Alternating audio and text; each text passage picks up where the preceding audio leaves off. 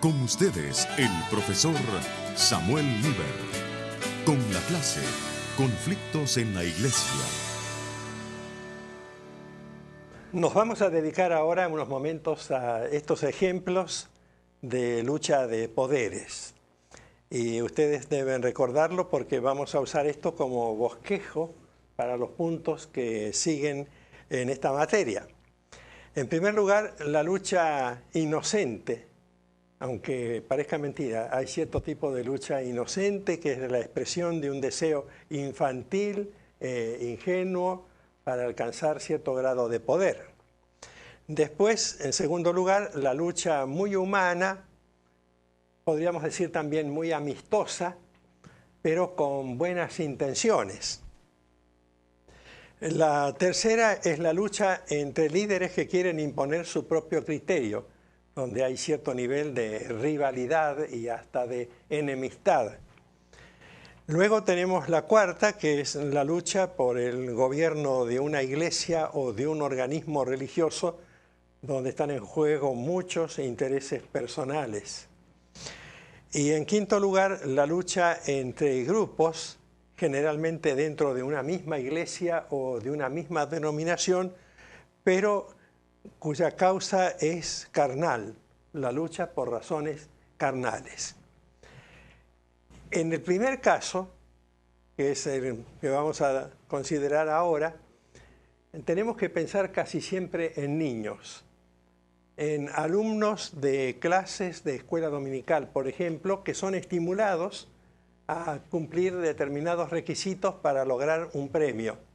El premio puede ser una Biblia, un Nuevo Testamento, puede ser un cargo, como ser el presidente de la clase o el secretario de la clase, o algún reconocimiento especial que el niño logra infantilmente, ingenuamente. Busca ser el mejor de su clase, a veces alentado también por sus padres, y lo consigue. Solo que cuando lo consigue, tenemos que tener cuidado de no exaltarlo, de no estimularlo excesivamente, para que no tenga la tendencia a desarrollar después el orgullo y a protagonizar luchas de poder. Es difícil balancear el tema, porque el niño tiene la tendencia a desarrollar cierto orgullo personal por su hazaña, y el saber cómo conducir esa reacción requiere el amor de los maestros y una clara enseñanza con respecto a la humildad y el reconocimiento de las virtudes de sus demás compañeros en la clase o donde fuere. Es difícil trasladar este primer punto al mundo adulto, porque en el mundo adulto es casi imposible encontrar una lucha inocente, expresión de un deseo infantil e ingenuo. Más bien sería una ingenuidad suponer que eso puede existir en el mundo adulto. De manera que esto lo dejamos a los niños y a la preadolescencia ocasionalmente. Siempre insisto que estemos observando este proceso tratando de evitar el desarrollo de actitudes de vanidad.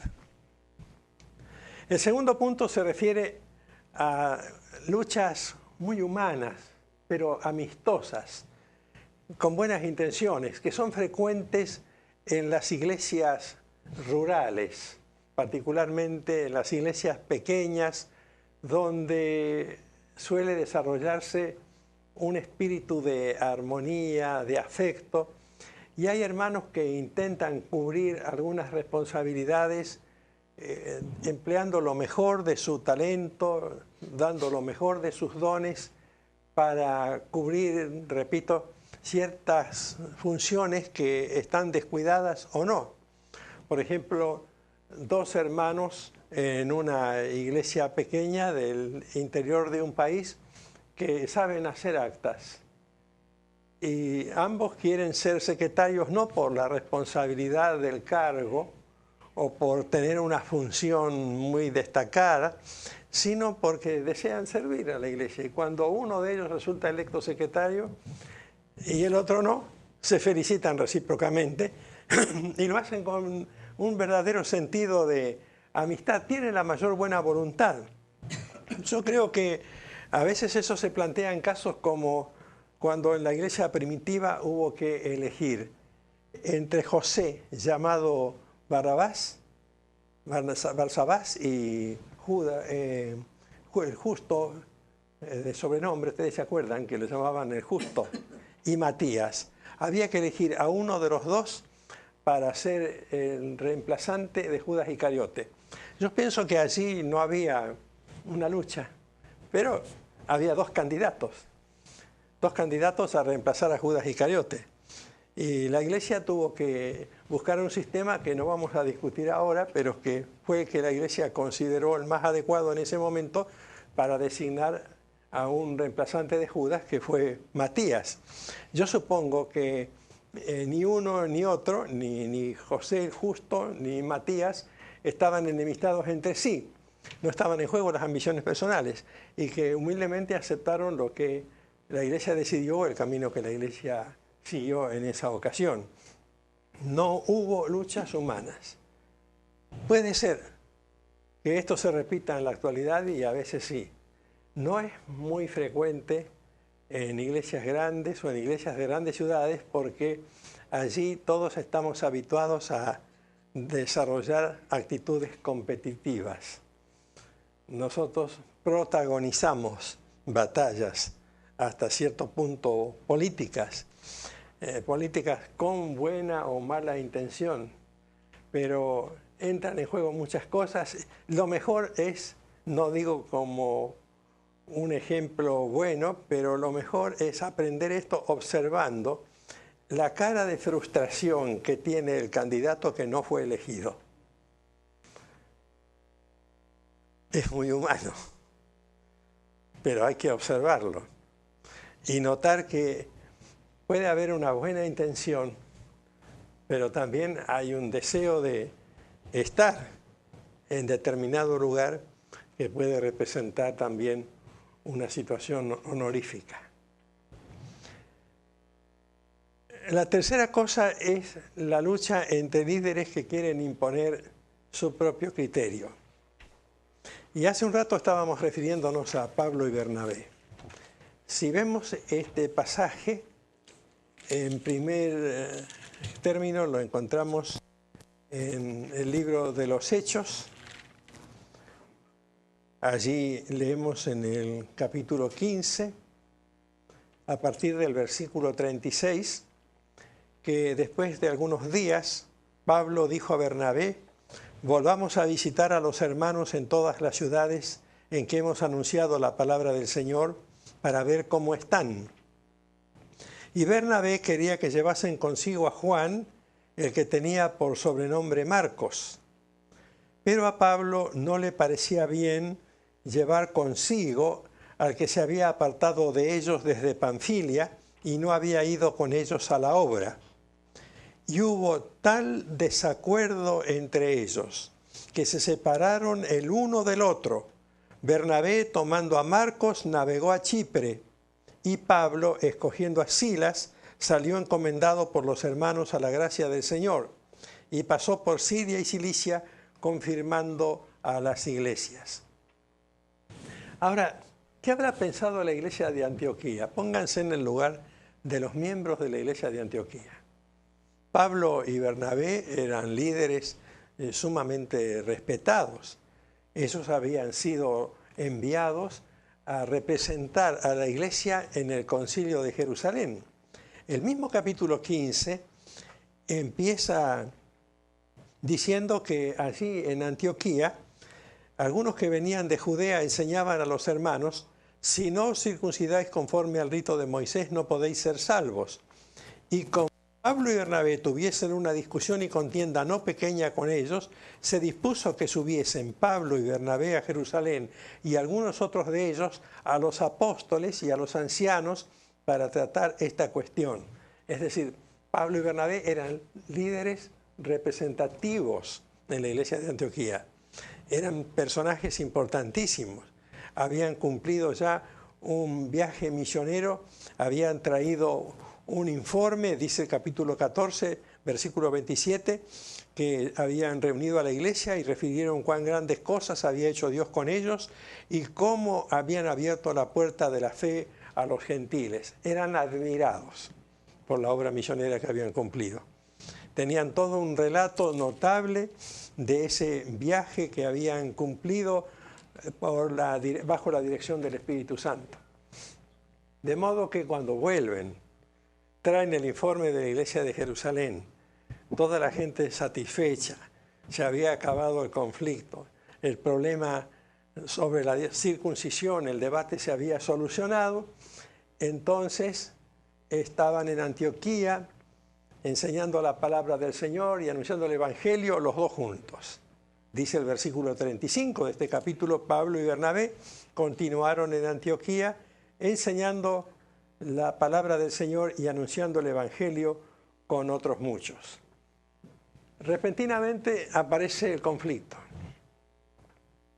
Pablo le dice a Bernabé, vamos a ver las iglesias que han surgido por nuestro viaje misionero anterior. Vamos a visitar las congregaciones y ver cómo están los hermanos que creyeron en la palabra del Evangelio. Y entonces Bernabé acepta. Y dice, bueno, está bien, llevemos a Marcos. Llevemos a Marcos. Marcos los había abandonado. Entonces Pablo decide no es suficientemente maduro para la obra misionera. No puede venir con nosotros porque nos creó un problema, viajó con nosotros, hizo el primer viaje, a la mitad del viaje abandonó, regresó a Jerusalén, fue a reunirse con su familia. Yo no puedo tener chicos en mi equipo, sobre todo si son inestables y emocionalmente no han alcanzado las condiciones adecuadas. Y Bernabé, no, es mi sobrino, lo vamos a ayudar, vamos a tratar de darle otra oportunidad.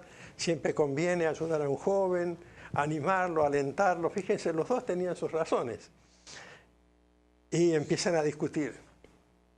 Y por supuesto la iglesia se entera, porque si no, no estaría el relato aquí en la Biblia. Y entonces a Pablo no le parecía llevar bien consigo al que se había apartado de ellos, dice la Biblia, y hubo un tremendo desacuerdo entre ellos. ¿Qué hace una iglesia cuando sus dos líderes máximos, que eran la inspiración de la iglesia, se separan entre sí? Por supuesto, no es nada que nosotros podamos reconocer como edificante. Yo creo que Pablo y Bernabé se equivocaron los dos en la manera como plantearon el asunto, cómo lo llevaron a la práctica. Me imagino qué problema hubiera tenido Pablo después, o que tuvo después. Porque Pablo tuvo que ir a visitar a las iglesias, y en las iglesias le estarían preguntando, ¿y qué pasa con el hermano Bernabé? ¿Cómo no lo acompañó? Y como Pablo no era mentiroso, tendría que haber dicho, bueno, mire, tuvimos una diferencia de opinión. Pero noten ustedes que el Señor soluciona los problemas cuando hay una buena intención. Yo creo que estaban equivocados, pero tenían una buena intención. Estos líderes estaban deseando lograr una mejor manera de servir al Señor, a las iglesias y al propio Marcos. La preocupación de Pablo era disciplinarlo a Marcos para que aprenda cómo comportarse en un viaje misionero. La preocupación de Bernabé era ayudarlo a Marcos a crecer para que sepa cómo comportarse en la obra misionera. Los dos tenían la misma intención, los caminos que habían elegido eran distintos. Se separaron, causaron un disgusto a la iglesia, tuvieron un disgusto entre ellos, cada uno se fue por su lado, por su camino, pero Dios los utilizó a los dos.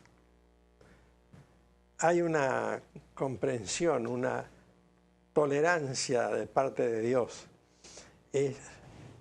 Con el tiempo, Pablo lo necesita a Marcos. Y cuando escribe a Timoteo en su segunda carta, en el capítulo 4, en el versículo 11, el apóstol Pablo le dice a Timoteo, toma a Marcos y tráele contigo, porque me es útil para el ministerio. ¿Vieron cómo cambió? Cuando dos líderes maduros y honestos no se ponen de acuerdo entre sí, pueden conservar la amistad y quizás tener dos ministerios diferentes, como el ministerio que el Señor dio a Pablo y el ministerio que el Señor dio a Bernabé. Es decir, no podemos rasgarnos las vestiduras por diferencias de opinión. Si buscamos realmente la gloria de Dios, tampoco vamos a perder la amistad. Los que somos ya veteranos en la obra, tenemos amistad muy profunda con hermanos que tienen opiniones muy distintas a las nuestras, pero el Señor les usa en sus respectivos ministerios y sentimos que cuando estemos en su presencia, estas diferencias de opinión van a desaparecer. Ahora, hay otros problemas también. Fíjense, Pablo tenía su carácter y hay que reconocer que el carácter de Pablo era bastante enérgico. Dice en la carta a los Gálatas, en el capítulo 2, versículo 11, cuando Pedro vino a Antioquía, le resistí cara a cara porque era de condenar. Porque antes que viniesen algunos de parte de Jacobo, Jacobo era el pastor de la iglesia de Jerusalén. Pedro comía con los gentiles, pero después que vinieron los de la iglesia de Jerusalén, se retraía y se apartaba, porque tenía miedo de los de la circuncisión, es decir, de los judíos creyentes que creían en la circuncisión. Y en su simulación participaban también los otros judíos, de manera que aún Bernabé fue también arrastrado por la hipocresía de ellos. Y cuando vi que no andaban rectamente conforme a la verdad del Evangelio, le dije a Pedro delante de todos, si tú siendo judío vives como los gentiles y no como judío, ¿por qué obligas a los gentiles a judaizar? Lo retó a Pedro delante de todos. Dos líderes todavía en importancia y por el tiempo transcurrido de una mayor dimensión que la que había tenido la pareja de Pablo y Bernabé en la obra misionera. Esta vez Pedro era Pedro y Pablo era Pablo. Dos líderes respetables con una trayectoria muy importante, conocidos por los cristianos, se enfrentan porque Pedro, cuando no estaban los que venían de Jerusalén, comía de una manera, y cuando vinieron los que llegaron de Jerusalén, comía de otra manera, y se adaptaba a los otros y se alejaba de los primeros, de los gentiles. Entonces Pablo inmediatamente reprende a Pedro. Y uno dice, bueno, he aquí una división, porque nosotros estamos siempre a la expectativa tal vez de que esto sea un conflicto de poderes. Y no era un conflicto de poderes. Ayer no se estaba discutiendo quién era más importante, se estaba discutiendo cómo había que comportarse en el servicio al Señor y en el cumplimiento del ministerio apostólico. Y Pedro, en este caso, es un buen ejemplo. Pedro soportó la reprensión de Pablo, no se enojó. Hay líderes que se ofenden mucho. Pedro, al contrario, cuando escribe su segunda epístola en el capítulo 3, dice en el versículo 15, tened entendido que la paciencia de nuestro Señor es para salvación, como también nuestro amado hermano Pablo, según la sabiduría que le ha sido dada, os ha escrito casi en todas sus epístolas, hablando en ellas de estas cosas, entre las cuales hay algunas difíciles de entender, las cuales los indoctos e inconstantes tuercen, como también las otras escrituras, para su propia perdición. Nuestro amado hermano Pablo, según la sabiduría que le fue dada. Algunos líderes no perdonarían que los reprendan en una reunión grande, con muchos hermanos de Antioquía y muchos de Jerusalén. Era una reunión unida, ¿se han dado cuenta ustedes? Venían los hermanos de Jerusalén representando al pastor Jacobo, Santiago, que estaba en Jerusalén. Y llegan a Antioquía para una reunión conjunta. Y entonces Pedro comete una debilidad, una falta. Pablo la llama una actitud pecaminosa, un pecado. Y Pablo lo reprende a Pedro delante de todos. Entonces podemos suponer que Pedro va a ser una raíz de amargura profunda y va a estar resentido toda la vida. Y no me hablen más de Pablo, no quiero saber más nada de él, no me vuelvo a reunir con él. Sin embargo, no. Pablo está diciendo nuestro amado hermano, está diciendo nuestro amado hermano Pablo, según la sabiduría que le ha sido dada, os ha escrito casi en todas sus epístolas, hablando en ellas de estas cosas. Es decir, reconociendo la sabiduría de quien fue su ocasional, ¿cómo le podríamos llamar? No juez, de aquel que lo reprendió en una reunión. Y este criterio de no hacer daño a ninguna congregación es muy importante, porque la lucha entre líderes que quieren imponer su propio criterio hace daño. Pero cuando los líderes tienen alguna diferencia de opinión entre sí, pero todos procuran servir al Señor y cumplir con su ministerio adecuadamente, entonces se hace bastante bien a la congregación. Porque cada cristiano tiene su propia personalidad. Unos son frontales y otros son diplomáticos. Yo creo que en este caso Pablo tenía una mente lógica, era frontal.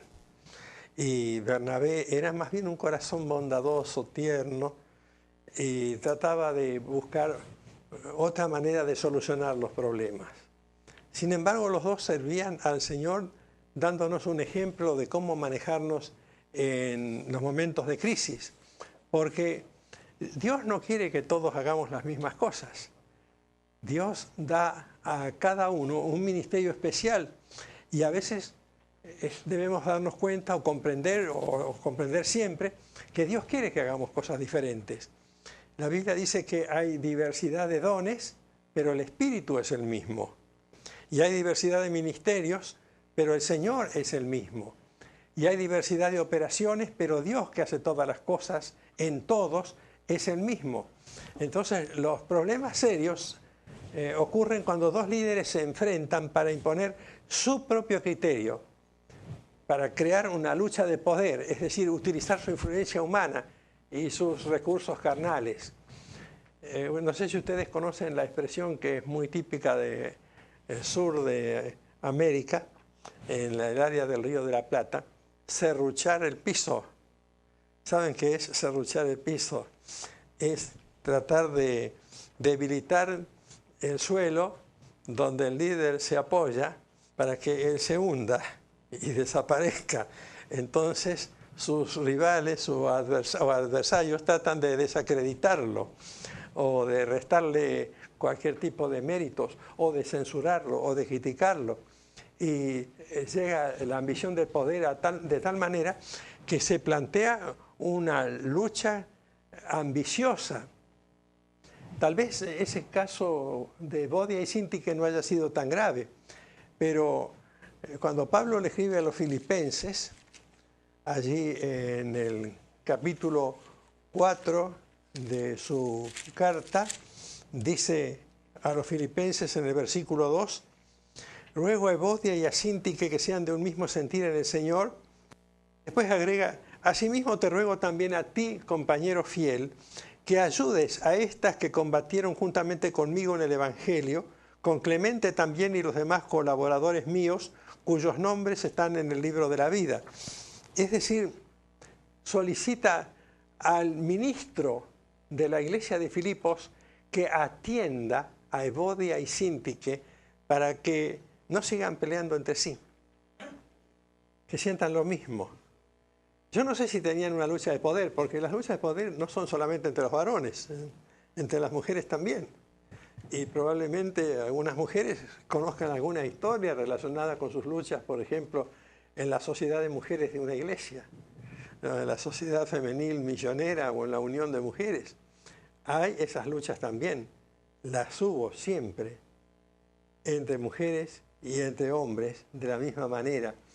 Y eso, cuando dice que sean de un mismo sentir en el Señor, no quiere decir que tenían que trabajar en el mismo ministerio, sino que tenían que abandonar la hostilidad recíproca que había entre ellas y dejar ese tipo de enfrentamiento inspirado por las razones absolutamente carnales. Yo he visto en algunos casos esa lucha entre líderes que quieren imponer su propio criterio de una manera bastante anecdótica, pero al mismo tiempo peligrosa. Por ejemplo, en la asamblea, en la reunión de negocios de una iglesia, un líder buscar un bus o una guagua, un colectivo, un ómnibus, lo que se le llame, y llenarlo de su propia gente. Y después llevarlo a la reunión en la iglesia, ese grupo. O si podía alquilar 2 buses o 3 buses y meter 100 personas o 200 en una sesión de negocios para que, siendo miembros de la iglesia, apoyen sus decisiones con aplausos, con gritos, con amén y sus propuestas. Y propongo tal cosa y un grupo que grita y apoya y aplaude.